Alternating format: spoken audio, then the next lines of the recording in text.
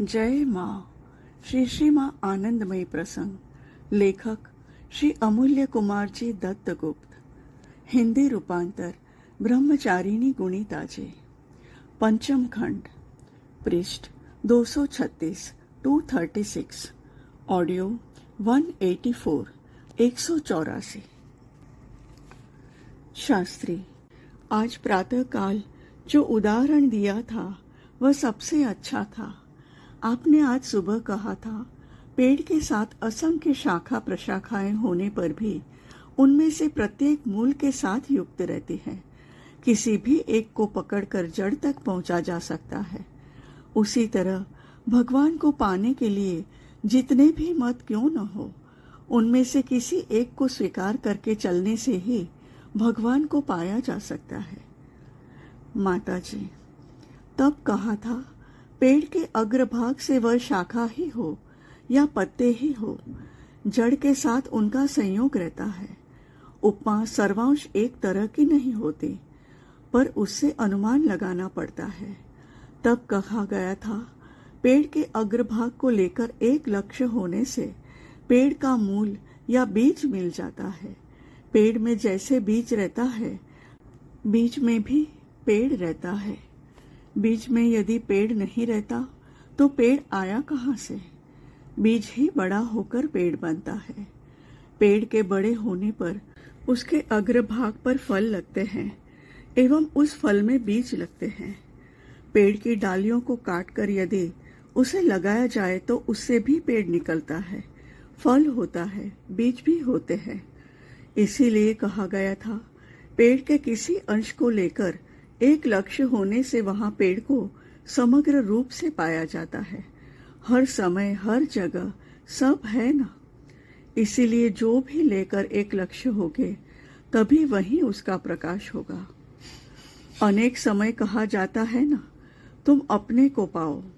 अपने को पाने का अर्थ क्या है? अपने को पाना अर्थात समग्र भाव से पाना। अपने को पाने के लिए यदि कुछ छूट जाए तो अपने को पाना नहीं हुआ। जब अपने को समग्र भाव से लाभ किया जाता है तभी यह कहा जा सकता है, जो सबका पथ है वही मेरा पथ है और मेरा पथ ही सबका पथ है। लोग कृष्ण की उपासना करते हैं। यहाँ इस बात को जानकर रखना, एक कृष्ण की उपासना करने पर भी सबके कृष्ण भी अलग है।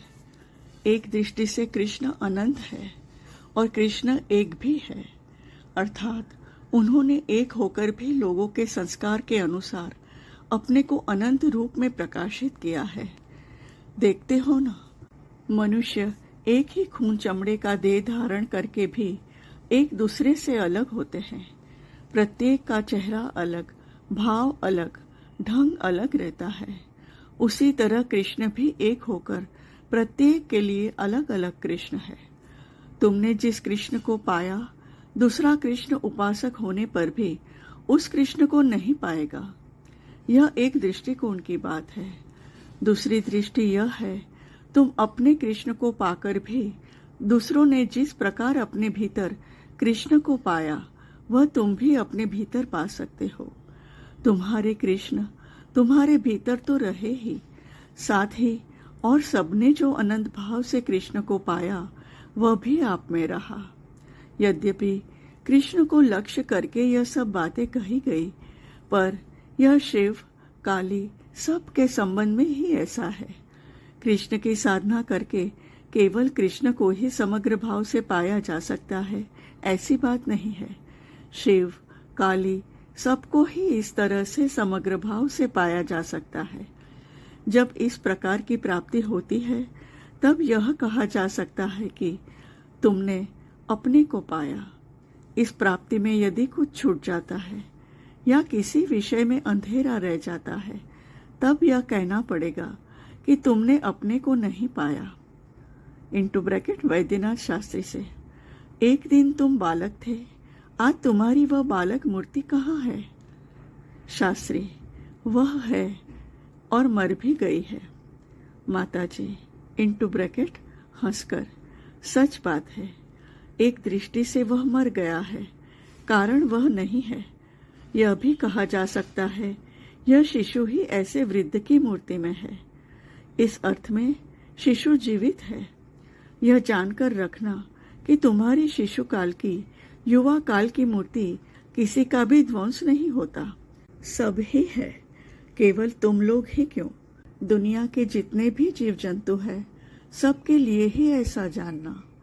दुनिया में जो कुछ था, है या होगा, सबको जब अपने भीतर भली भांति रूप से वर्तमान देखोगे, तभी तुमने अपने को पाया, ऐसा संभव होगा।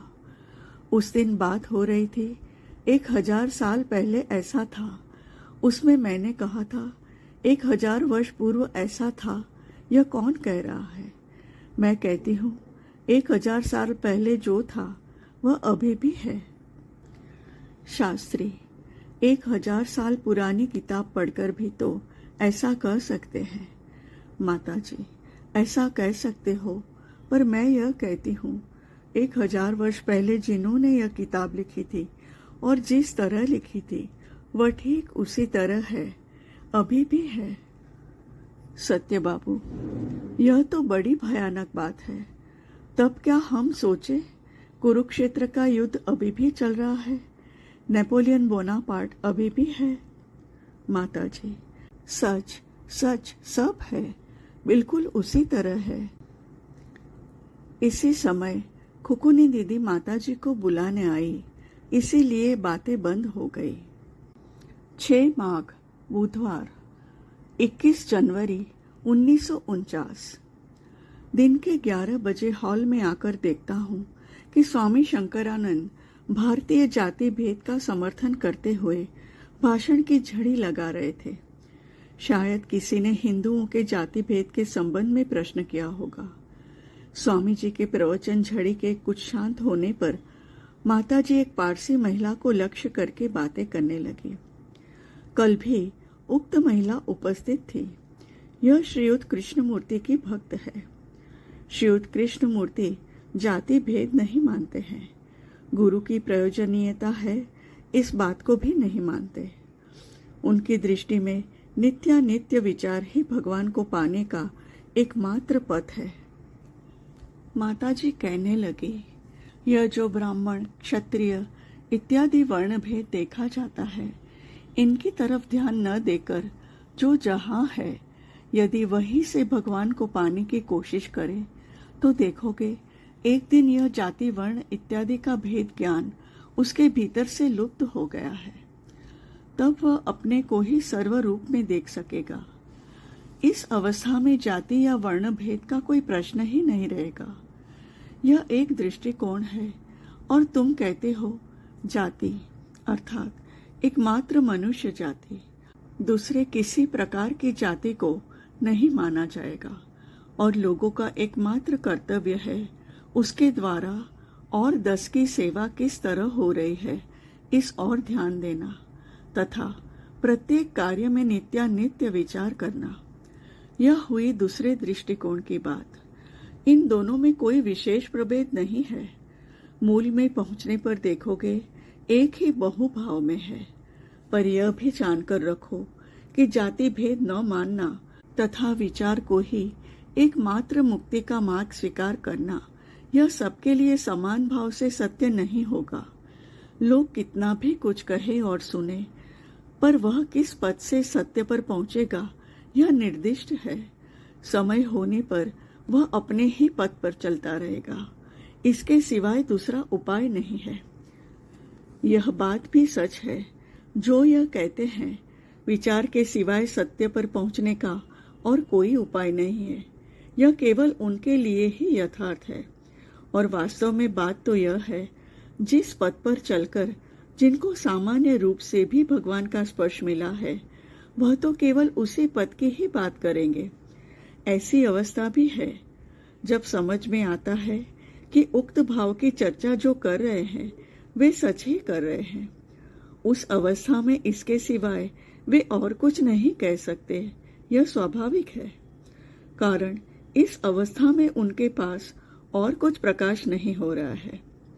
ऐसी भी अवस्था है जब देखा जाता है कि किसी भी पद की बात क्यों न की जाए, वह वास्तव में सत्य है ऐसा समझ में आता है। समग्र रूप से जब अपने को पाया जाता है तभी कहा जाता है सब पथ ही मेरे पथ है। अपने को पाने का अर्थ है भगवान को पाना और भगवान को पाने का अर्थ है अपने को पाना। जय माँ। जय माँ। श्री माँ आनंदमयी प्रसंग। लेखक श्री अमूल्य कुमार जी दत्तगुप्त। हिंदी रूपांतर ब्रह्मचारिणी गुणिता जी। पंचम खंड। पृष्ठ 241 241। ऑडियो 185 185। शक्ति साधना का क्रम। श्रीमान भूपेन ने माताजी को पूछा, कल आपने कहा था शक्ति की सहायता से साधना प्रारंभ करने से शिवत्व में पहुंचा जा सकता है तथा शिव शक्ति दोनों को ही पाया जा सकता है। उसके बाद शक्ति का प्रयोग करना पड़ता है। इन सब बातों को भली भांति नहीं समझ सका। माताजी, वह सब शक्ति साधना की बातें हैं। शक्ति को अवलंब करके चलने पर शिवत्व में पहुंचा जा सकता है। शिव में शक्ति भी है, इसीलिए युगल रूप से कहा जा सकता है, जैसे हर गौरी, राधा कृष्ण। शक्ति को इस तरह पूर्ण भाव से पाकर उसका प्रयोग किया जा सकता है। तब इच्छा मात्र से ही अनंत ब्रह्मांड का सृष्टि स्थिति प्रलय किया जा सकता है। कारण यह शक्ति के ही खेल है, यही स्वतंत्र है। तुम लोग ब्रह्मा, विष्णु, महेश्वर को अलग अलग मानते हो। वास्तव में इन सबके भीतर ही अन्य दो भी है। जहाँ ब्रह्मा वही विष्णु महेश्वर, जहाँ विष्णु वही ब्रह्मा महेश्वर। सामान्य दृष्टि से देखो, यह जो विवाह है, तुम तो एक हो। अकेले रहते हुए तुमको आनंद का अनुभव नहीं होता। इसी अपूर्णता को दूर करने के लिए तुम अपने मन के अनुकूल और एक को ढूंढकर विवाह करते हो। इस तरह एक से दो, फिर अनेक होते हैं। दुनिया की सृष्टि की प्रक्रिया भी ऐसी ही है। अकेले रहकर खेल नहीं होता है, इसीलिए दो की आवश्यकता होती है। अतएव शिव शक्ति बाद में यही अनुलोम क्रम में बहु होकर अनंत जगत सृष्टि का कारण बनते हैं। इधर विलोम क्रम में दुनिया की शक्ति को अवलंबन करके साधन चलता रहे तो क्रमशः ऊर्ध्व शक्ति प्राप्त होती है। जैसे जैसे इन शक्तियों की प्राप्ति होती जाती है, दुनिया के विषयों के प्रति आसक्ति उतनी ही क्षीण होती जाती है। इस क्रम में पुनः शिवत्व में पहुंचा जा सकता है। जिस क्रम से साधना की बात कही गई, वह हर एक जैसे नहीं होता। महाशक्ति सर्वत्र है, अतः जहाँ कहीं भी किसी भी समय वह महाशक्ति प्राप्त हो सकती है। कल कहा था, पेड़ के किसी भी जगह पर एक लक्ष्य होने से उसके मूल (जड़) को पाया जा सकता है। दुनिया के मामलों में भी देखा जाता है, सब कोई विवाह करके गृहस्थी नहीं भी करते हैं। ऐसा भी होता है, किसी ने विवाह किया, उसी क्षण वह वैराग्य का अवलंबन करते हुए महाशक्ति के साक्षात्कार में लग गया। यहाँ उसका विवाह का रस्म केवल शक्ति के साथ साक्षात्कार मात्र था। यह अभाव जैसे पूर्ण हुआ, वैसे ही उसकी दूसरी दृष्टि खुल गई। दुनिया में कितनी विचित्रता देखी जाती है, इस संबंध में कितनी ही बातें हैं, उनका क्या अंत हो सकता है। इन सब बातों में दोपहर के 12 बज गए। माताजी को आहार के लिए ले जाया गया।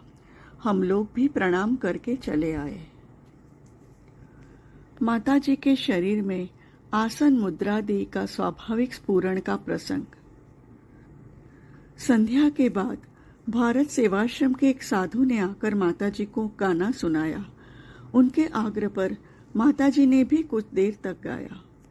उनके चले जाने के बाद माताजी के साथ बातचीत होने लगी। वैद्यनाथ शास्त्री महाशय ने माताजी से नाद बिंदु के संबंध में एक प्रश्न पूछा। उनके प्रश्न का उद्देश्य भली भांति समझ में नहीं आया। इस नाद बिंदु को लेकर माताजी ने गहन तत्वों की चर्चा की, जिसका अधिकांश बोधगम्य नहीं हुआ। सहज भाव से बिंदु का अर्थ समझाते हुए माताजी ने कहा, जिससे सृष्टि होती है वही बिंदु है। यह बिंदु भी अनंत और एक है। नाद और ज्योति के संबंध को समझाते हुए कहा, जो अंगांगी संबंध युक्त, अर्थात जहाँ नाद वहीं ज्योति। संसार में सब कुछ ज्योतिर्मय है। त्राटक साधना करने पर भी यह सब दिखाई पड़ता है। एक काले बिंदु पर त्राटक साधना करने पर बाद में देखा जाता है वह काला बिंदु कितने ही विभिन्न आकार में प्रकाशित हो रहा है। इसका कारण यह है, साधना के साथ साधक का भी परिवर्तन, साधक भी अनंत रूपों में यह धीरे धीरे समझ में आता है। शून्य में भी त्राटक साधना की जा सकती है। यह काफी कठिन है। शून्य में दृष्टि निबद्ध करने पर उसके चारों ओर या उसे भेद करते हुए अन्य किसी चीज पर ध्यान नहीं जाता। माताजी ने और भी कहा, यह जो पहले नाद या ज्योति की चर्चा की गई, जानकर रखना, हमारे भीतर ज्योति रहने के कारण हम यह दुनिया की ज्योति जैसे बिजली की बत्ती आदि देख सकते हैं और उसी ज्योति के सहारे हम अंधेरे को भी देख सकते हैं। ज्योति के सहारे अंधेरे को देखना, यह बात सुनने में अटपटी लगती है, पर वह सत्य है। जैसे लालटेन जलाकर अंधेरा दूर करने पर भी लालटेन की छाया या अंधेरा देखा जा सकता है, यह भी वैसा ही है। इन सब बातों को करते हुए माताजी अपने जीवन की अनुभूति की बातें कहने लगी। किस प्रकार आसनादि होते थे, कैसे उनके मुंह से स्तोत्र आदि निकलते थे, यह सब बताया। स्तोत्र आदि का प्रकाश कैसे होता था, यह कहते हुए माताजी बोली, जब इस शरीर में साधन की अवस्थाएं हो रही थी, तब देखा था जैसे अपने शरीर से शरीर के हाथ पैर आदि का परिवर्तन होकर आसन मुद्रा इत्यादि हुए हैं। उसी तरह क्रिया के फल स्वरूप मुंह में जीभ आदि का भी अपने आप परिवर्तन होकर प्रणव एवं स्तोत्र आदि निकलते थे। क्रिया के साथ केवल हाथ पैर मुंह का परिवर्तन होता था ऐसी बात नहीं है। शरीर के अंदर की नाड़ियों का भी नाना प्रकार का परिवर्तन होता था। तब साधक की अवस्था चल रही थी। अतः यह सब गुप्त भाव से होते थे। शरीर में क्रियाएं चल रही है और देखती हूँ कि शरीर नाना प्रकार के आसन और मुद्राओं को करता जा रहा है। ऐसे समय लक्ष्य किया, अचानक सब बंद हो गए। क्यों ऐसा हुआ जानने का प्रयास करने पर देखती हूँ दूसरे लोग आ रहे हैं, इसीलिए यह सब बंद हो गया। क्रियाओं के बंद होने से पहले नहीं जानती थी कि कोई इधर आ रहा है। कभी कभी अनेक लोगों के बीच भी यह सब हो जाता था। मजे की बात तो यह है, जैसे क्रिया के फल स्वरूप शरीर के कुछ परिवर्तन होते थे, तो कभी क्रिया की अपेक्षा रखे बिना ही आसन मुद्रा स्तोत्र इत्यादि हुए हैं। यह प्रकाश ही स्वाभाविक है, स्वभावतः ही है, अतः प्रकाश होते हैं। क्रिया की अपेक्षा क्यों रखेंगे? यहीं पर अलौकिक तथा स्वाभाविक में प्रभेद है। हम लोग अलौकिक उन चीजों को कहते हैं जब एक लोक में रहते हुए दूसरे लोक का कुछ दिखाया जाता है। स्वाभाविक उसको कहते हैं जैसा है वैसा है, सब कुछ सर्वत्र सब समय है। अतः जब जिसका प्रकाश हो जाता है वही स्वाभाविक है। पहले पहले इस शरीर की क्रियादि के संबंध, अवस्था के संबंध में काफी बातें किया करती थी। यह सुनकर अनेक जन कहते थे, यह तो केवल अपनी ही बातें कहती है। अब पहले की भांति कहना नहीं होता। लोगों की इस तरह की बातों को सुनकर यह सब बंद कर दिया है, ऐसी बात नहीं है। अपने आप ही यह बंद हो गया है। जब इस शरीर की बातें इस शरीर से प्रकाशित होती थी, तब यदि ऐसा लगता कि यह बातें मेरी ही बातें हैं, तब शायद इस तरह से प्रकाश नहीं होता। यह सब कहते समय ऐसी धारणा होती थी, यह शरीर मेरे से बिल्कुल अलग है। अतः इस शरीर के संबंध में कुछ कहना या दूसरे व्यक्ति के बारे में कहना दोनों ही बराबर है। इस तरह बातें करते करते रात के 10 बज गए। कुकुनी दीदी एक बार माताजी को लेने आकर लौट गई थी। जय माँ। जय माँ। श्री श्रीमा आनंदमयी प्रसंग। लेखक श्री अमूल्य कुमार जी दत्त गुप्त। हिंदी रूपांतर ब्रह्मचारिणी गुणिता जी। पंचम खंड। पृष्ठ 249 249। ऑडियो 187 187। विंध्याचल की ओर। 9 माघ शनिवार 22 जनवरी 1949। दिन के प्रायः 1 बजे हम लोग बस द्वारा विंध्याचल रवाना हुए। मैं सबको साथ लेकर चला। घर पर ताला लगा दिया था। मेरे घर के नीचे की मंजिल में मकान मालिक रहते थे, इसीलिए मैंने विशेष सावधान होने की आवश्यकता नहीं समझी। गोपीनाथ कविराज जी के मकान के सामने बस रुकी। गोपी बाबा एवं सदानंद दादा वहां से बस पर चढ़े। बस अब स्टेशन होते हुए राजघाट की ओर मुड़ी। घर के लिए क्या व्यवस्था की है? माताजी ने पूछा। मैंने घर पर रात में किसी के सोने का बंदोबस्त नहीं किया। यह बात माताजी को पसंद नहीं आई। राजघाट पर बस के पहुंचने पर खुकुनी दीदी ने कुसुम ब्रह्मचारी को मेरे घर की चाबी देते हुए कहा, यह चाबी ब्रह्मचारी योगेश दादा को देकर कहना, अमूल्य दादा के घर पर रात को किसी के रहने की व्यवस्था करे। माताजी ने भी कहा। जितने सावधान होने की आवश्यकता थी उतना किया गया। अब जो हो जाए। माताजी के व्यवहार से ऐसा प्रतीत हुआ कि उनका अभिप्राय यह है मैं मकान मालिक पर ज्यादा भरोसा न करूं।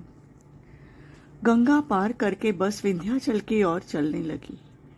अपराह्न के 3 बजे करीब हम चुनार पहुंचे। यहाँ बस रोकी गई। हम बस से उतर पड़े। एक समय इसी चुनार में ज्योतिष बाबू भाई जी वायु परिवर्तन के लिए मकान किराए पर लेकर रह रहे थे। माताजी और बाबा भोलानाथ इस मकान में आए थे। जिस मकान में ज्योतिष बाबू थे, हम लोग उस मकान में गए। वह बिल्कुल गंगा किनारे था। जगह बहुत ही सुंदर थी। यहीं पर एक अलौकिक घटना घटी थी, जिसका उल्लेख ज्योतिष बाबू ने अपने मातृदर्शन में किया है।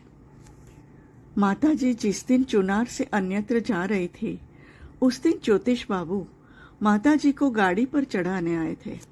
वे लोग इक्का गाड़ी से चुनार किले के किनारे से होते हुए स्टेशन जा रहे थे।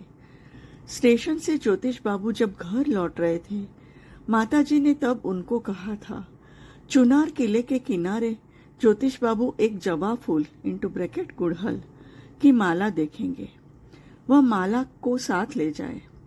स्टेशन से लौटते हुए ज्योतिष बाबू ने देखा कि रास्ते से थोड़ी ही दूर पर एक सुंदर सी जपा पुष्प की माला पड़ी हुई है। इस निर्जन स्थान पर पहाड़ पर कौन यह माला रख गया, यह सोचकर ज्योतिष बाबू आश्चर्यचकित हो गए।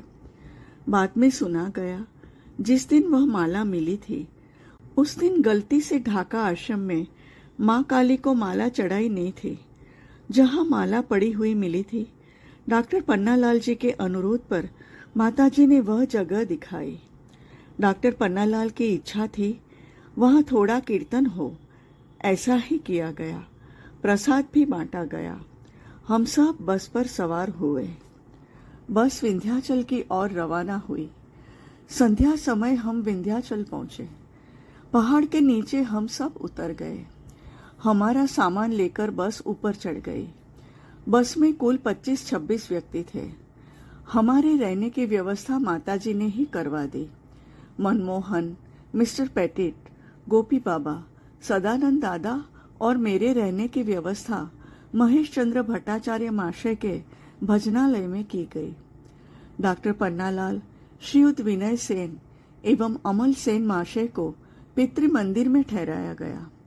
महिलाओं को आश्रम के नीचे का कमरा दिया गया। विंध्याचल में मातृसंघ। प्रकरण 6।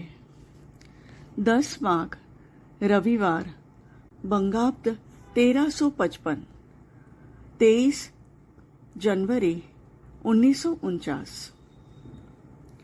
आज सुबह उठकर विंध्याचल आश्रम को भली भांति देखने का मौका मिला। मित्र मनमोहन पहले भी यहाँ आ चुके हैं। उसके साथ घूमकर देखने लगा। विंध्याचल में माताजी का आश्रम अष्टभुजा पहाड़ी के ऊपर बना है। पहाड़ी का ऊपरी भाग समतल है, शायद त्रिकोणाकार। इस त्रिकोण के एक कोने में अष्टभुजा मंदिर, दूसरे कोने में काली खोह का मंदिर और तीसरे कोने में माताजी का आश्रम था।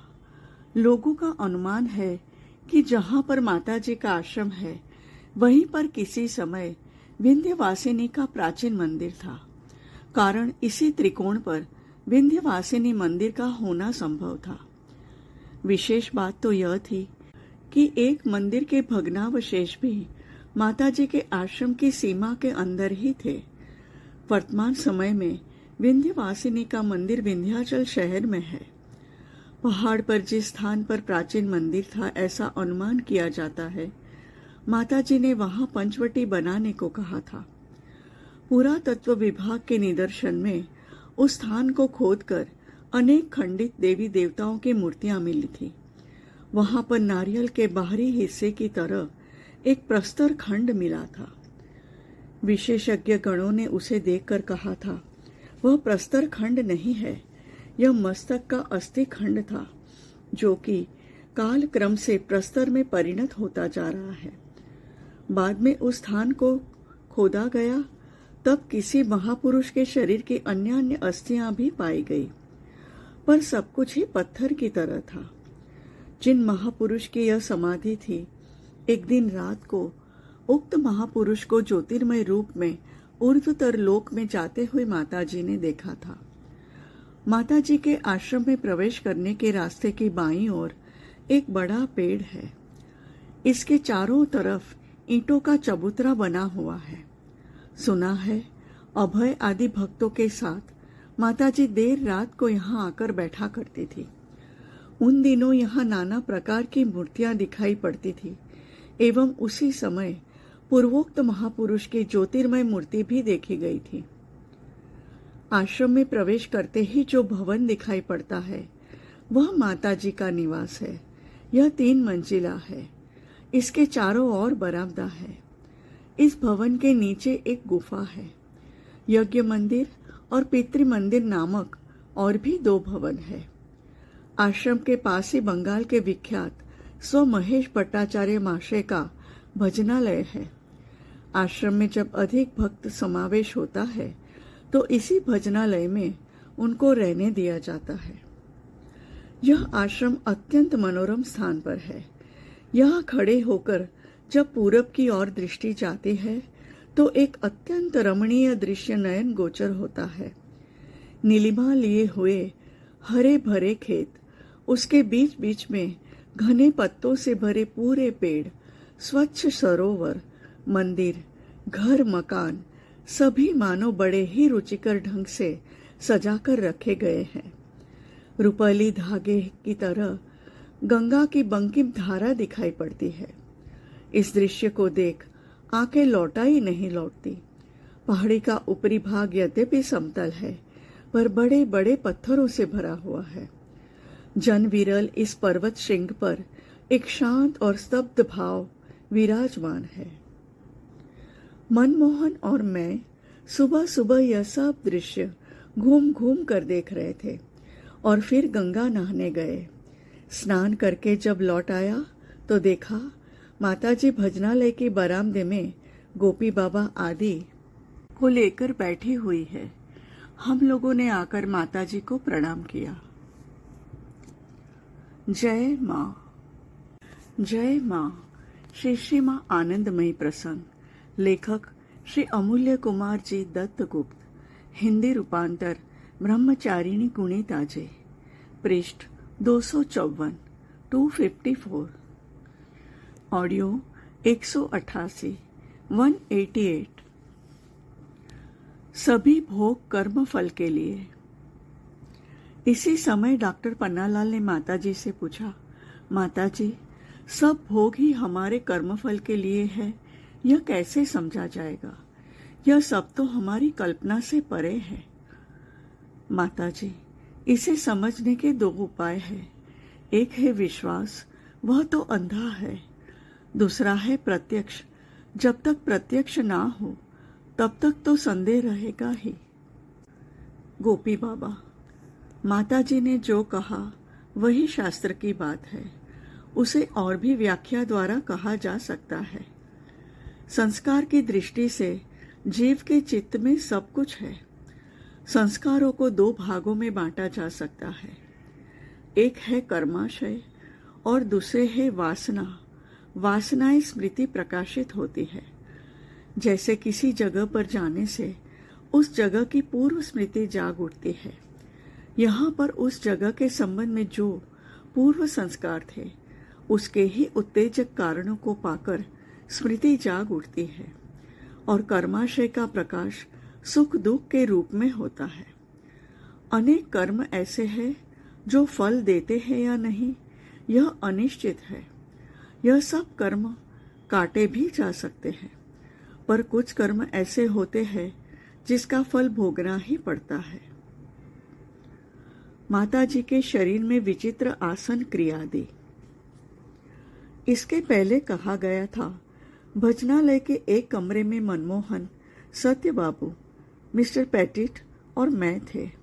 उस कमरे में एक फारसी फारसी चिकित्सक एडलफ ओइंस्ट्रव, वर्तमान में स्वामी विजयानंद, यह स्थायी रूप से कनखल आश्रम में रहते हैं, साधु भी थे।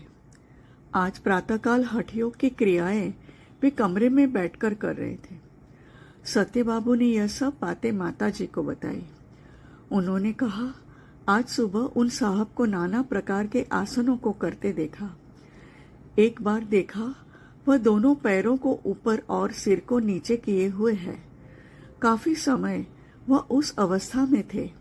फिर देखा उन्होंने अपने बदन को घुमाकर राम धनुष की तरह कर लिया। हम लोग यदि इस तरह आसन करने की कोशिश करेंगे तो हमारी हड्डियां ही चूर चूर हो जाएगी। माताजी, चूर चूर क्या होगी? तुम लोग इस तरह के आसन कर ही नहीं सकोगे। एक समय था जब इस शरीर में भी विभिन्न आसन होते थे। वह जानबूझकर नहीं किया गया था। देखती थी दोनों पैर लंबे हो गए। इसे करने में हाथों का कोई सहारा नहीं लिया गया। इसके बाद सिर पीछे की ओर मुड़ गया, शरीर गोलाकार हो गया और जीभ ने दाहिनी, बाएं और मध्य देश को स्पर्श किया। दोनों हाथ अंजलिबद्ध होकर वक्ष स्थल पर रहे और उसी अवस्था में वक्ष स्थल पर पूजा इत्यादि होने लगी। इस तरह के आसन और किसी को करते मैंने देखा नहीं था। इस शरीर का इस तरह आसन होता था, यह पहली बार कहा गया। आसन जब वास्तव में ही सही ढंग से होते हैं तब शरीर में हड्डियां हैं ऐसा नहीं लगता। हड्डी मांस सब मानो रबड़ के जैसे हो गए हैं। डॉक्टर पन्नालाल, यह सब आसन क्यों होते हैं? माताजी, संक्षेप में केवल इतना ही कहा जा सकता है, भाव के साथ इन सब का संबंध है। गोपी बाबा से, बाबा ऐसी ही बात है ना? गोपी बाबा, हाँ, आसन भावों का बाह्य प्रकाश है। माताजी, आसन कहने से कुछ निर्दिष्ट संख्या के आसनों की ही बात कही जाती है। जब इस शरीर में आसन होते जा रहे थे तब देखा है एक के बाद एक आसन होते जा रहे हैं एवं रोज ही नए नए आसन हो रहे थे। इस दृष्टि से आसन भी अनंत है। वास्तव में जिस तरह रहा जाता है वही आसन है। आसन, मुद्रा, यह सब भाव का स्वाभाविक बाह्य प्रकाश है। भाव के अधीन रहकर जैसे आसन होते हैं, भाव के बिना भी आसन हो सकते हैं। जब साधक की भूमिका निभा रही थी उस समय भाव के अधीन रहकर ही आसन होते थे। अपने आप ही शरीर के विभिन्न स्थानों का स्पर्श होकर मंत्रों का उच्चारण होता था। जिस तरह लोग अंग शुद्धि करते हैं उसी तरह उस समय हाथ, पैर, मलद्वार, नाभि आदि का स्पर्श किया जाता था और मंत्रों का उच्चारण होता था। तब पूरी तरह से साधक की भूमिका निर्वाह कर रही थी। इसीलिए ऐसा होता था। ऐसा क्यों होता है यह पहले समझ में नहीं आया था, पर बाद में उसका अर्थ समझ में आ गया था। सत्य बाबू, सुना है साधना के बल से शरीर की दीर्घाकृति हो जाती है, जैसा महाप्रभु के संबंध में सुना जाता है। माताजी, इस शरीर का कोई पढ़ना लिखना नहीं है, पर देखा था यह सब होते हैं।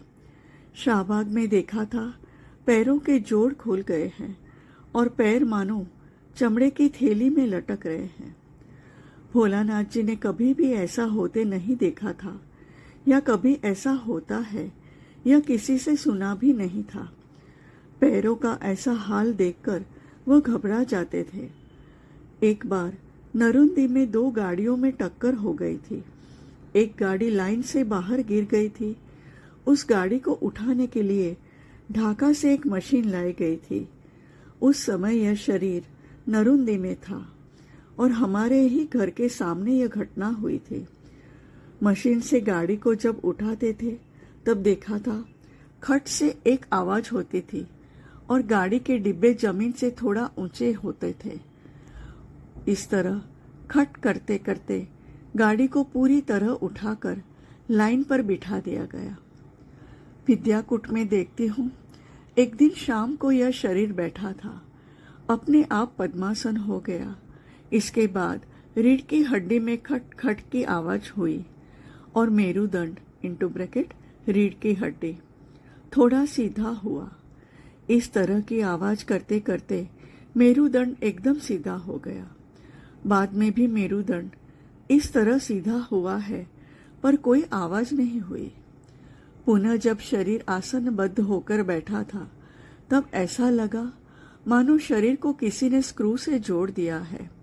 शरीर को इस तरह बद्ध होते देख सोचा, हाथ पैर इस तरह जुड़ गए, अब इनको कैसे खोला जाए। यह विचार आते ही देखा गया कि भाव और सांसों की क्रिया बदलकर सब अपने आप खुल गए और पूर्वावस्था में आ गई हूँ। आज शाम को माताजी ने गोपी बाबा से अखंड महायोग के बारे में चर्चा सुनने का आग्रह किया। मैंने गोपी बाबा को यह बात कही। उन्होंने कहा, अखंड महायोग में तत्व कथा के अलावा अनेक अनुभूतियों की बात भी है जो सबके सामने प्रकाश्य नहीं है। इसके अलावा विषय को प्रश्नोत्तर भाव से आलोचना करने पर सुविधा होती है। यह सब बातें माताजी को बताया। माताजी ने कहा, मेरा प्रश्न आएगा या नहीं यह कह नहीं सकते। यदि प्रश्न आए तो किया जाएगा। इस तरह निश्चित हुआ कि अखंड महायोग के तत्वांश को साधारण के निकट सुबह के समय कहा जाएगा और उसका जो अंश साधारण के निकट प्रकाश्य नहीं है वह संध्या के उपरांत एकांत में माताजी से कही जाएगी। जो भी हो, संध्या के बाद हम लोग माताजी के कमरे में ही गोपी बाबा को लेकर बैठे। डॉक्टर पन्नालाल के प्रश्नों के जवाब में गोपी बाबा ने प्रायः 2 घंटों तक आलोचना चली। बाद में सब कोई भोजन करने नीचे उतर आए। जय माँ। जय माँ। श्री श्री माँ आनंदमयी प्रसंग। लेखक श्री अमूल्य कुमार जी दत्तगुप्त। हिंदी रूपांतर ब्रह्मचारिणी गुणिता जी। पंचम खंड। पृष्ठ 263 263। ऑडियो 190 190। काशी धाम में प्रत्यावर्तन तथा नाना प्रसंग। प्रकरण 7। 20 माघ बुधवार 2 फरवरी 1949। आज शाम को माताजी विंध्याचल से लौट आई है। आज सोलन के राजा श्री शेर सिंह, श्रीयुत अमल सेन वगैरह करीब 3 जन आए हैं। मित्र मनमोहन विंध्याचल में ही है। माताजी ने कुछ दिनों के लिए उनको वहां रखा है। माताजी को प्रणाम करने पर माताजी ने कुशल मंगल पूछा। माताजी के कमरे में कुछ महिलाओं को देखा। उनकी ओर संकेत करते हुए माताजी ने कहा, यह शरीर जब मामा के घर पर था तब यही इस शरीर के साथी थे। एक महिला को दिखाती हुई बोली, इनका नाम गिरिबाला है। माताजी बहुत थकी हुई लग रही थी। सुनने में आया, आज 2 दिनों से रोज दोपहर को माताजी को ज्वर हो रहा है। कुछ देर तक माताजी के सामने खड़ा रहा, फिर घर चला आया। 21 माघ बृहस्पतिवार 3 फरवरी 1949। आज आश्रम में सरस्वती पूजा है। 10 बजे आश्रम आकर देखा, माताजी हॉल में बैठी है। वहां पूजा की तैयारी की गई है। माता सरस्वती काफी बड़ी है एवं देखने में भी सुंदर है। माताजी ने मूर्ति को दिखाते हुए डॉक्टर पन्नालाल से कहा, पिताजी देखो, सरस्वती मूर्ति कितनी सुंदर है। सब शुभ्र, अपने भीतर इस तरह शुभ्रता स्वच्छता होने से अपने आत्मा की ज्योति का दर्शन होता है। बांग्लादेश में इस पूजा के अवसर पर खूब धूम धड़ाका होता है। कन्यापीठ की लड़कियों ने भजन गाए। दिन के 11 बजे तक ऐसे ही चलता रहा। इसके बाद माताजी पूजा की जगह से उठ गई। मैं भी घर चला आया। शाम को आरती के बाद कुछ देर तक कीर्तन चला। माताजी ने अचानक कमलाकांत से कहा, कमलाकांत, सरस्वती पूजा तो हुई, तुम लोग इस संबंध में कुछ चर्चा करो। सरस्वती पूजा के संबंध में तुम कुछ कहो ना। यह सुनकर मैंने सोचा माताजी शायद कमला दादा को लेकर कुछ देर तक कौतुक करेंगी। इतने में किसी ने कहा, कमला दादा ने सरस्वती जी के लिए एक कविता लिखी है। यह सुनकर माताजी ने कहा, अच्छा ऐसी बात है, तब तुम अपनी कविता का पाठ करो। अब समझ में आया, माताजी ने अचानक कमला दादा को सरस्वती पूजा के बारे में कुछ कहने को क्यों कहा। हमारी वासनाएं अंतःस्थल में गुप्त रहने पर भी माताजी के लिए वह दीवालोक की तरह स्पष्ट है। कमला दादा की आंतरिक वासना को पूरा करने का अवसर माताजी ने कर दिया।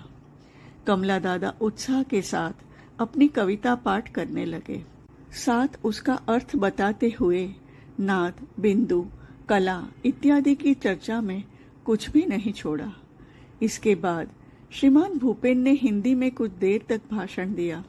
किस तरह कालिदास माता सरस्वती के वरदान से मूर्ख से विश्व के श्रेष्ठ कवि बने थे, यह कहानी सुनाई। रात के 10:30 बज गए देखकर हम घर चले आए। साधन में अनुभूति और दर्शन आदि का फलाफल।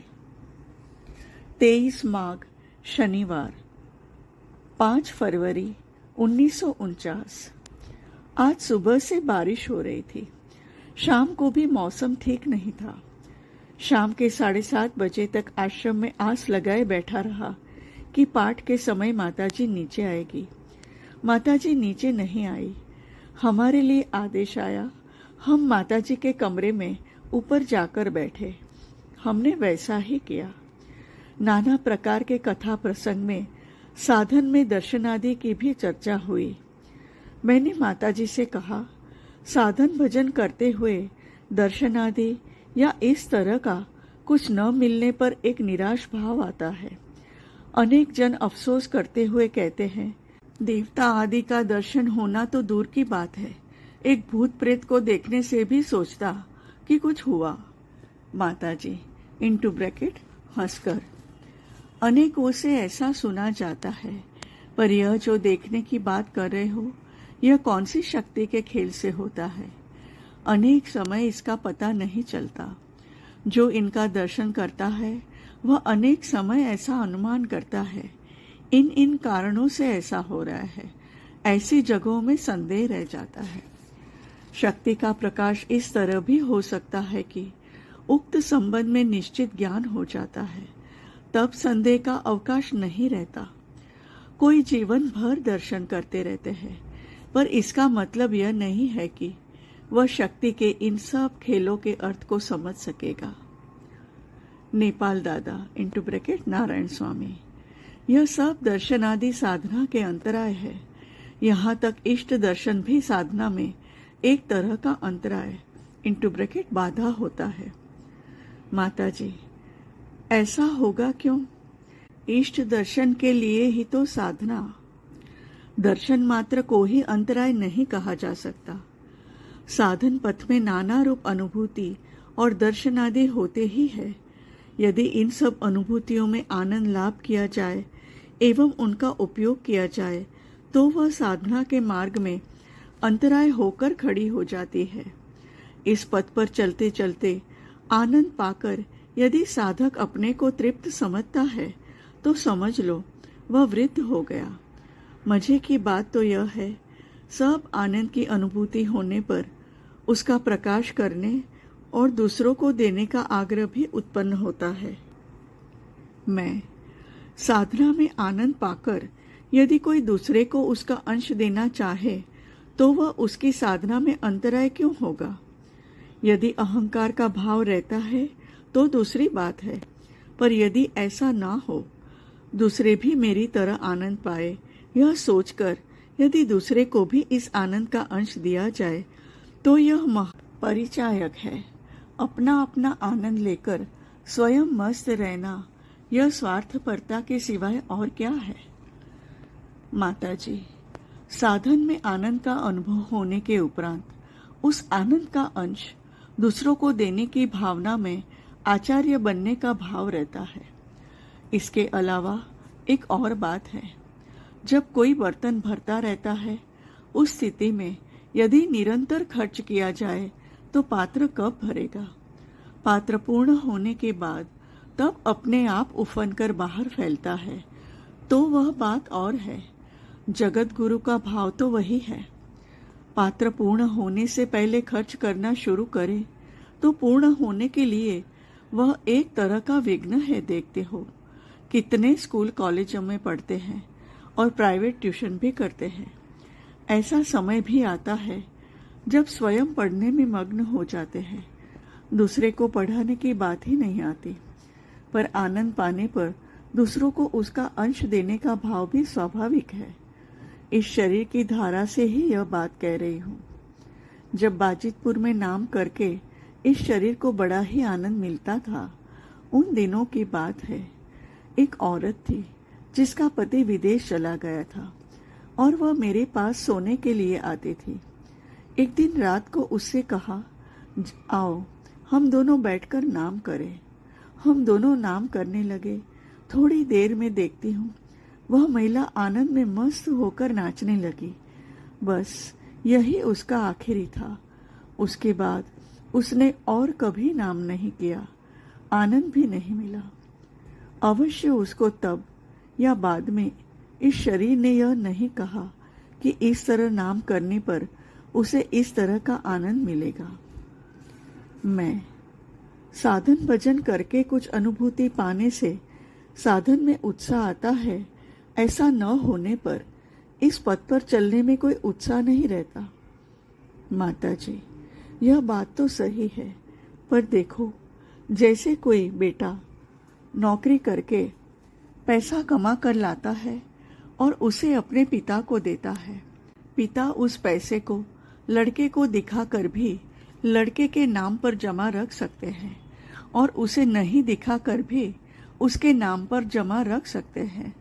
उसी तरह शिष्य द्वारा कर्म किए जाने पर गुरु कभी कभी तो उक्त कर्मों की अनुभूति शिष्य को दे सकते हैं और नहीं भी दे सकते हैं, पर कर्मफल गुरु के पास जमा हो रहा है यह निश्चित है। मैं एक बार शिवरात्रि का उपवास करके सारी रात जप एवं धर्म ग्रंथ का पाठ करके व्यतीत किया। दूसरे दिन प्रातःकाल एक हताशा का भाव आया। सोचने लगा, रात भर जागरण करते हुए मैंने भगवान का नाम लिया, पर उससे हुआ क्या? कल भी मैं जो था आज भी वही हूँ। आपने भी एक दिन मुझे कहा था, मेरा ध्यान हर वक्त फल की तरफ ही रहता है। फल की ओर दृष्टि रखकर काम करने और न करने में कोई प्रभेद मुझे नहीं लगता। मैं जब फल के ध्यान से अपनी दृष्टि को मोड़ नहीं सकता इसका मतलब मेरा तो कुछ ही नहीं होगा। माताजी इंटू ब्रैकेट हंसकर, वह बात जैसे कही गई थी और अभी कह रही हूँ। अभी तक तुमने जो किया उसका पूरा ही फल है, इंटू ब्रैकेट साधन रूपी। कर्म करने पर भी अनेकों बार ऐसा होता है कि उनकी अनुभूति नहीं होती, पर कर्म फल जाएगा कहाँ, वह रह ही जाता है। नाम जप आदि करके यह हर वक्त याद रखना चाहिए, यह उनकी कृपा है। मैं इतना समय उनके कामों में दे सका। मैं कुछ नहीं कर सकता ऐसा सोचकर उदास नहीं होना चाहिए। उसे ही दुर्बलता का आश्रय लेना कहा जाता है। जय माँ। जय माँ। श्री माँ आनंदमयी प्रसंग। लेखक श्री अमूल्य कुमार जी दत्तगुप्त। हिंदी रूपांतर ब्रह्मचारिणी गुणिताजे। पृष्ठ 267 267। ऑडियो 191 191। पंचम खंड। प्रारब्ध काटा जा सकता है या नहीं। आज खबर आई है श्रीमती भ्रमर घोष का देहावसान हो गया है।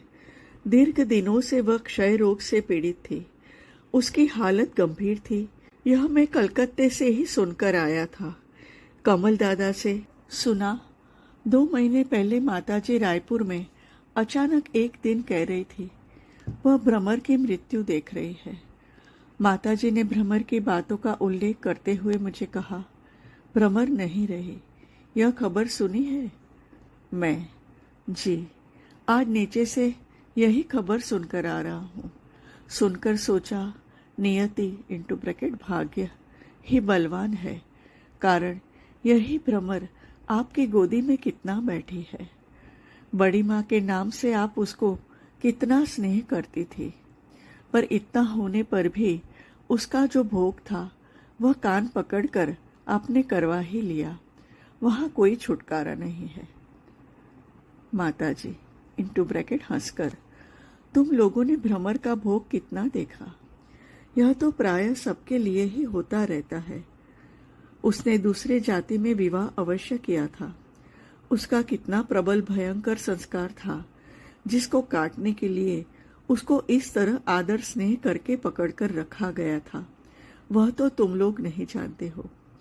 उस भयंकर संस्कार को कटवाकर पुनः उसे उसके मार्ग पर चलने दिया। यह सामान्य भोग को भोग करना उसके लिए मंगलकारक ही हुआ है। ख्याल होने से पूरा काटा नहीं जा सकता था ऐसी बात नहीं है। जानते ही तो हो, जानबूझकर यह शरीर कुछ नहीं करता।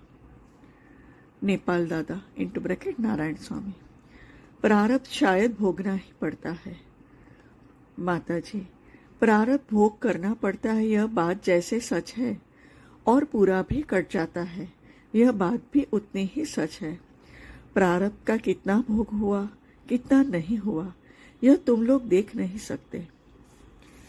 माताजी जब भ्रमर घोष की बातें कर रही थी, उस समय उनके चेहरे पर एक अपूर्व ज्योति परिलक्षित कर रहा था।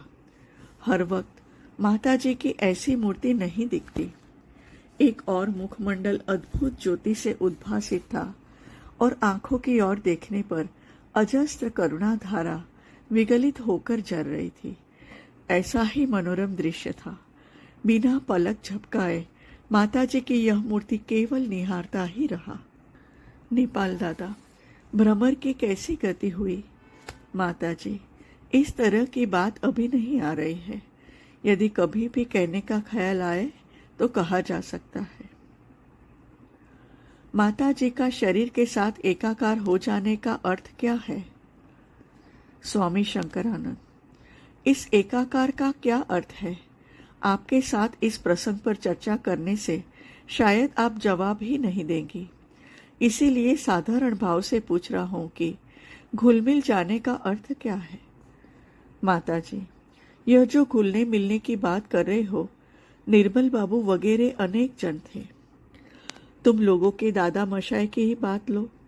जब तुम लोगों के दादा माशाय की मृत्यु हुई थी, तब यह शरीर वर्धमान या काशी के मार्ग में रेल में था। तब देखा था जैसे कुछ भी रसोई पकाकर उसे किसी बर्तन में डालकर रखने से उससे जिस प्रकार धुआं निकलता है, उसी तरह तुम्हारे दादा मशाय इंटू ब्रैकेट माँ के पिता सफेद धुएं की तरह धीरे धीरे पूरे आकाश में घुल मिल गए।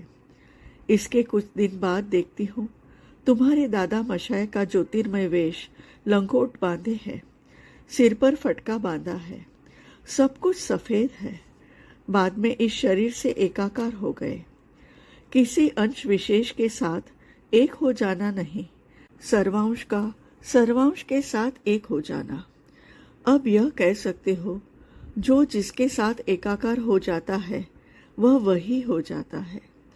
जिसके साथ जो एकाकार होते हैं वह यदि किसी धाम या किसी लोक विशेष के हो तो उनसे एकीकृत होने वाला भी उसी धाम या लोक विशेष को प्राप्त होता है। या जिसके साथ एकीकृत हुआ गया उनका यदि कोई विशेष धाम या लोक विशेष ना रहे तो जो एकीकृत हुए हैं उनका भी नहीं रहेगा। तुम्हारे दादा मशाय का इस शरीर के साथ एकाकार होने की बात जब तुम लोगों को बताई थी तब यह नहीं कहा था कि इस शरीर की खंड आकृति में वह सीमाबद्ध होकर है। मैं माताजी, आपने अपने शरीर के साथ दादा मशाय का एकाकार होने की बात कही थी, तब इस धुएं की बात तो नहीं कही थी। इस तरह धुआं होने का अर्थ क्या है? माताजी, धुआं बनकर इस तरह फैल जाने से उस शरीर की एक गति ही समझ में आई। बाद में घनीभूत होकर एक मूर्ति का आकार लेकर वह इस शरीर के साथ एकाकार हो गया। मैं निर्मल बाबू भी आपके साथ एकाकार हो गए थे? यह तो पहले सुना नहीं था। माताजी, तुमने कहाँ तक सुना था? मैंने तो यही सुना था, ऊर्ध्वलोक में जाकर उन लोकाधिपति का सायुज्य उन्होंने पाया। वे जब तुम्हारे साथ मुलाकात करने आए थे तब उनके साथ और भी महापुरुष थे। माताजी, हाँ, पर उनका एकाकार होना थोड़ा स्वतंत्र प्रकार का है। इस प्रकार एकाकार में मानो थोड़ा अभाव है। यह सर्वांश में एकाकार होना नहीं है। मृत्यु के पूर्व सूक्ष्म शरीर में मौसी माँ का आगमन। खुकुनी दीदी 2 बार माताजी को भोजन के लिए बुलाने आई। इस बार माताजी उठ खड़ी हुई। मैं घर लौटने के लिए तैयार हुआ। माताजी ने मुझे कहा, आगामी कल गोपी बाबा को सूचना दे दो। कमलाकांत। भ्रमर ने हर वक्त जब माताजी को ही केवल मात्र सोचा है तब अवश्य ही वह माताजी के पास आई है।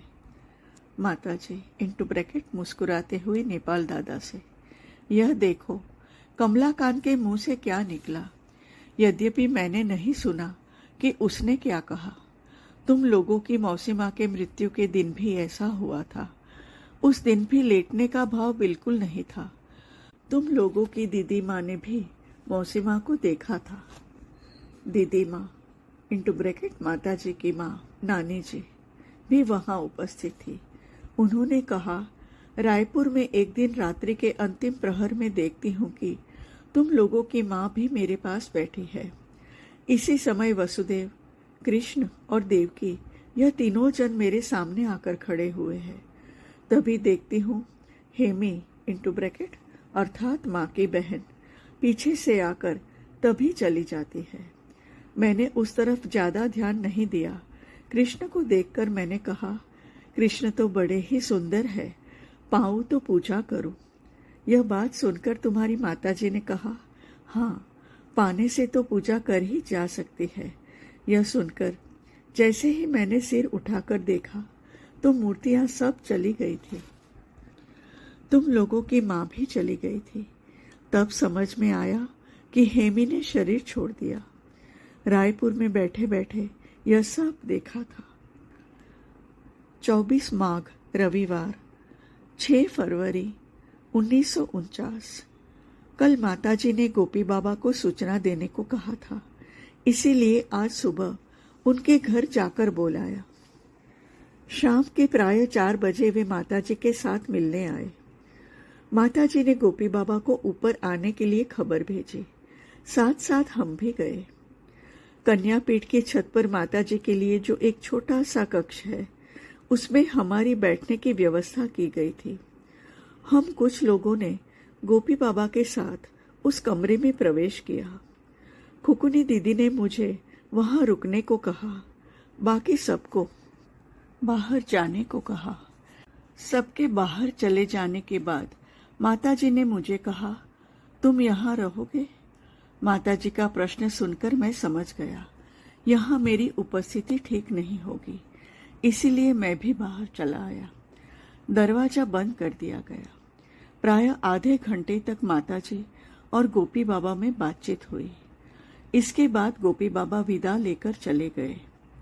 गोपी बाबा को रिक्शे पर चढ़ाकर मैं लौट रहा था। इतने में मेरी कन्या सती ने आकर कहा, माताजी ने आपको शीघ्र ही नाव पर जाने को कहा है। मैंने जल्दी जाकर देखा, एक बजरा (ब्रैकेट बड़ी नाव) किराए पर लिया गया है। उस पर आश्रम की सरस्वती मूर्ति को चढ़ाया गया है। अनेक भक्तगण बजरे के छत पर बैठे हैं। आज सरस्वती मूर्ति को जल में निराजन किया जाएगा। बजरा खोल दिया गया। दशाश्वमेध घाट की तरफ कुछ दूर जाकर फिर वापस लौट आए। तब शाम हो गई थी। आश्रम के घाट पर आकर मूर्ति का विसर्जन किया गया। इसके बाद हम लोग घर चले गए। भोजन के बाद रात के 9 बजे आश्रम गया। माताजी अब तक हॉल में ही थी। कुछ देर बाद मित्र मनमोहन की लड़की मेरे पास आकर बोली, माताजी ने आपको उनके कमरे में प्रतीक्षा करने को कहा है। माताजी जल्दी ही वहां जाएगी। मैंने वही किया। नेपाल दादा वगैरह कुछ लोग माताजी के कमरे में जाकर बैठ गए। थोड़ी देर बाद माताजी आई। माताजी ने सबको कुछ देर बाहर जाने को कहा। सबके बाहर चले जाने पर मुझे कहा, तुमको जो बातें पहले कही थी वह आज गोपी बाबा से कहा। सोलन से लौटते हुए जब बाबा रायपुर गए थे तभी मैंने देखा था साधन पथ में पिताजी की ऐसी स्थिति होगी। यह सब बातें और भी कुछ कुछ पिताजी से कहा। पिताजी ने बड़े आग्रह के साथ सब सुना। मैंने पिताजी को और भी कहा कि साधन पथ पर चलते चलते अनेक समय ऐसा देखा जाता है कि जैसा सोचते हैं वह वैसा नहीं होता। हम एक तरह की धारणा करते हैं, सत्य वस्तु दूसरी तरह से प्रकाशित होती है। पिताजी ने इसे स्वीकार किया। पिताजी का यह भाव बहुत ही सुंदर है। मैंने पिताजी से कहा, जिन्होंने पिताजी की किताब पढ़ी है उनका कहना है, यदि यह अखंड महायोग हो, अर्थात योग होगा या नहीं, इस संबंध में संदेह मूलक उक्ति है। इसके जवाब में पिताजी ने कहा, इस तरह लिखा है या नहीं यह निश्चित तौर पर तो कह नहीं सकता, पर यह अखंड महायोग होगा ही, यह उनका दृढ़ विश्वास है। कारण नवमुंडी का आसन इत्यादि जो भी हुआ है यह इसी उद्देश्य से हुआ है। सत्य का प्रकाश होने में किसी की अपेक्षा नहीं रहती। यह बात पिताजी से कहने का ख्याल नहीं हुआ। फिर से यदि योगायोग हो तब देखा जाएगा। इस तरह और कुछ देर तक बात करने के बाद माताजी ने दरवाजा खोलकर सबको आने का कहा। अनेक जन आकर माताजी के पास बैठे। नाना बातों में रात के प्रायः 11 बज गए। जय माँ, जय माँ। श्री माँ आनंदमयी प्रसंग। लेखक श्री अमूल्य कुमार जी दत्तगुप्त। हिंदी रूपांतर ब्रह्मचारिणी गुणिता जी। पंचम खंड। पृष्ठ 273 273। ऑडियो 192 192। 25 माघ सोमवार 7 फरवरी 1949। आज माताजी काशी से दिल्ली रवाना होने वाली है। इनके साथ मेरी दूसरी कन्या कांति भी दिल्ली जाएगी। इसीलिए सुबह से नाना कार्यों में व्यस्त था। एक बार मात्र आश्रम में जाकर माताजी को प्रणाम कराया। हम लोग दिन के 9 बजे घर से निकले। कारण 10 बजे की गाड़ी से हम लोगों को मुगल सराय जाना पड़ेगा। माताजी हम लोगों के पहले ही पहुंच गई थी। समय पर गाड़ी आने पर हम लोग गाड़ी पर सवार होकर मुगल सराय पहुंचे। वहां पहुंचकर सुना दिल्ली एक्सप्रेस अपने निर्दिष्ट समय से प्रायः 2 घंटे विलंब से पहुंचेगी। माताजी के लिए प्लेटफॉर्म के बेंच पर बैठने की व्यवस्था की गई। वहां बैठकर माताजी सब के साथ बातचीत करने लगी। मैं जब माताजी के पास गया तब उन्होंने गोपी बाबा का प्रसंग छेड़ा।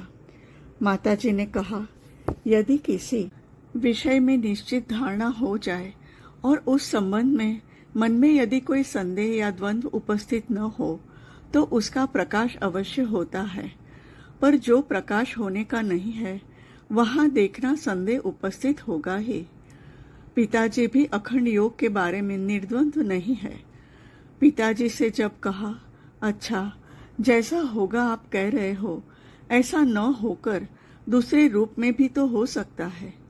पिताजी ने तब कहा, हाँ यह भी हो सकता है।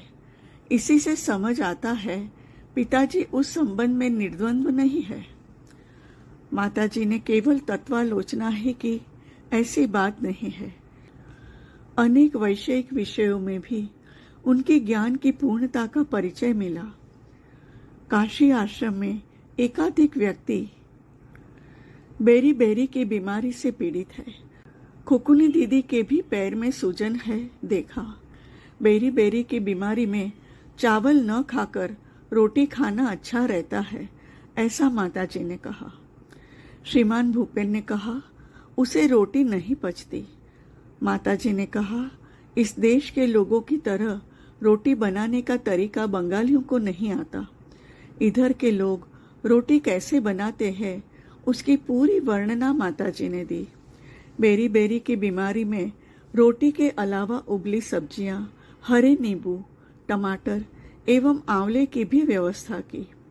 इस तरह बातचीत करते करते दिल्ली की गाड़ी आ गई। माताजी को दूसरे दर्जे के डिब्बे के कमरे में चढ़ा दिया गया। गाड़ी छूटने से पहले माताजी को प्रणाम करके मैं कमरे के सामने खड़ा रहा। खुकुनी दीदी ने मुझे एक अमरूद और एक संतरा प्रसाद के रूप में दिया। गाड़ी चल पड़ी। माताजी करुणा भरे नेत्रों से मेरी तरफ देखती रही।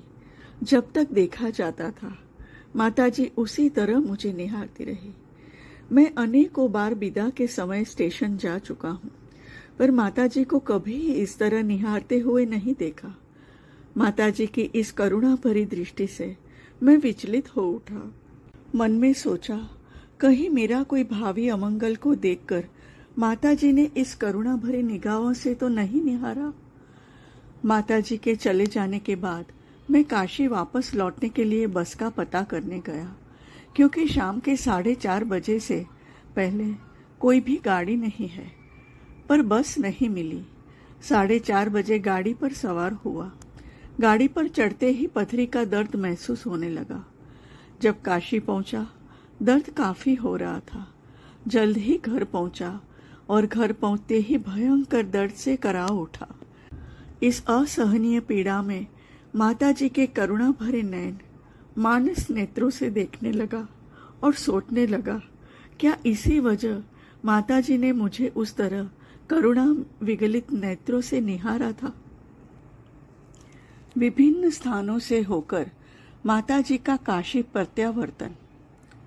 प्रकरण 8। 3 चैत्र बृहस्पतिवार 17 मार्च 1949 प्रायः। 1 महीने से ऊपर हो गया है माताजी काशी से बाहर है। रात के 10:30 बजे कमलाकांत ब्रह्मचारी दादा ने मेरे घर पर आकर खबर दी, माताजी आश्रम पहुंच गई है। सुनते ही मैं आश्रम गया और माताजी को प्रणाम करते ही उन्होंने सबका कुशल पूछा। गोपी बाबा की बात भी पूछी। त्रिवेणीपुरी जी। कथा प्रसंग में माताजी ने कहा, इस बार खन्ना में पंजाब एक महात्मा के दर्शन हुए थे। उनकी उम्र 70 या 75 होगी नेपाल दादा को दिखाते हुए। ऊंचाई में इसके जैसे होंगे। घुटनों तक लंबा एक कंबल ओढ़े रहते हैं। इसके अलावा बिल्कुल वस्त्र रहित है। उनका यह निर्वस्त्र भाव इतना स्वाभाविक है, उनको देखने पर एक शिशु सदृश लगता है। अनेक ऐसे जो निर्वस्त्र रहते हैं, पर उनमें थोड़ा संकोच का भाव रहता है, इसीलिए दूसरों को भी उनके सामने जाने में संकोच होता है। पर इनका भाव एकदम मुक्त है, इसीलिए किसी को संकोच नहीं होता। इनको ग्रंथ साहब कंठस्थ है। यहाँ सब इनको एक बड़े महात्मा के रूप में देखते हैं। एक ने कहा, इनको देखने से पहले महात्मा क्या होते हैं इस संबंध में कोई धारणा नहीं थी। वास्तव में साधु को बड़ा अच्छा देखा सुना। उनका नाम त्रिवेणीपुरी है। माताजी गंगा किनारे प्रांगण में टहलते टहलते यह सब बातें कर रही थी। कुछ देर तक ऐसी बातें होती रही। इतने में मिस्टर पेटिट आए। वह शायद माताजी को लेने स्टेशन गए थे, पर आश्रम लौटते हुए रास्ता भूलकर दूसरी तरफ पहुंच गए थे, अतः उनको आने में इतनी देर हो गई। मिस्टर पेटिट ने आकर माताजी को प्रणाम किया और माताजी का साथ छूटने के कारण ही वे रास्ता भूल गए थे। इसी बात को माताजी को समझाकर कहने के लिए उन्होंने परमानंद स्वामी जी से अनुरोध किया। मुगल सराय से टांगे में काशी आ रहे थे। रास्ते में टांगे का पहिया टूट गया। माताजी का साथ छूट जाने से ही यह सब दुर्घटनाएं घटी। इसी बात को अंग भंगिमा द्वारा समझा रहे थे। इस प्रसंग का सब आनंद ले रहे थे। माताजी भी खूब हंस रही थी। माताजी ने कहा, पंजाब से वृंदावन आते समय इसको इनटू ब्रैकेट अर्थात मिस्टर पेटिट को रेल से आना पड़ा था। वृंदावन से जब दिल्ली जा रहे थे तब भी मोटर में सबकी जगह नहीं होगी, इसलिए इसको रेल से आने को कहा गया। पर रेल से जाने में यह राजी नहीं हुआ। कहने लगा, एक बार माताजी का साथ छूटने के कारण मैंने रास्ता खो दिया था। इस बार यदि माताजी का साथ छोड़ दूं तो सर्वदा के लिए माताजी को खो दूंगा, इसलिए मैं माताजी का साथ नहीं छोड़ूंगा। विदेश से भारत आ सका, पर यहाँ वह ढूंढकर मेरा पता नहीं लगा सकेगा। यह कहकर माताजी हंसने लगी। एक और तो मिस्टर पेटिट के बाल सुलभ हाव भाव को देखते हुए हंसना पड़ता है, तो दूसरी ओर माताजी पर उनके एकांत अनुराग को देखकर मन श्रद्धा से भर जाता है। माताजी के साथ बातचीत करने का कोई उपाय इनके पास नहीं है, कारण यह हिंदी या बांग्ला नहीं जानते हैं। माताजी के सानिध्य पाने का एक ही उपाय इनके पास है, वह है माताजी का दर्शन करना। परंतु माताजी के लिए इनके मन में इतनी अगाध श्रद्धा और तीव्र आकर्षण है, जिस कारण अपनी बुनियादी परंपरा, सब प्रकार का प्रभाव तथा ऐश्वर्य आदि को तिलांजलि देकर नाना असुविधाओं को स्वीकार करके माताजी के चरणों में पड़े हुए हैं। रात के 11 बज चुके हैं देखकर माताजी ऊपर जाने के लिए तैयार हुई। हम लोग भी प्रणाम करके घर चले आए। जय माँ।